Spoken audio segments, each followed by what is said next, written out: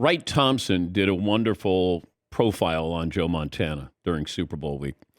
And Joe was forever the greatest quarterback of all time.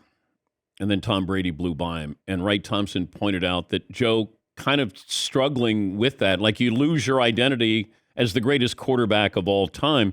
As we see, the game get farther and farther away from guys like you who have played, like, do you ever worry about your place? You're a Hall of Famer, but do you ever worry about, like, where you are in history?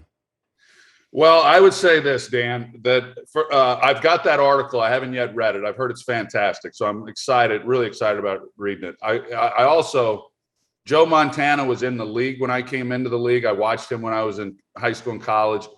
I've always felt for the longest time that he was the greatest to have ever done it. And then you lose sight of guys like Otto Graham and those type players that we just didn't get a chance to see. And then I called the game when Tom Brady won his 5th Super Bowl. And I said at that time, I don't think we can dispute it now. This is the greatest that's ever done it. And then he's gone on, of course, and then really solidified that opinion.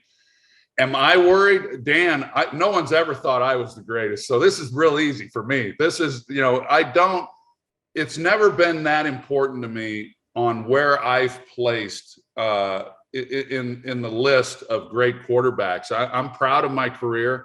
I went into the Hall of Fame. I joined the Cowboys. I was drafted by the Cowboys to win Super Bowls. I was able to win 3 of them. And at the end of the day, that's all that matters. I mean, in my opinion, that's all that matters, because that's why we play, and that's why we were drafted, and that's why we get paid, is to go win championships. And I was able to win 3 of them. And that stacks up pretty good in the history of quarterbacks. But beyond that, if somebody says, hey, you don't deserve this, or you weren't, I don't really care. I'm broadcasting, I'm broadcasting games. I'm not the guy who really wants to sit back and talk about 25 years ago. It's just never been really my thing.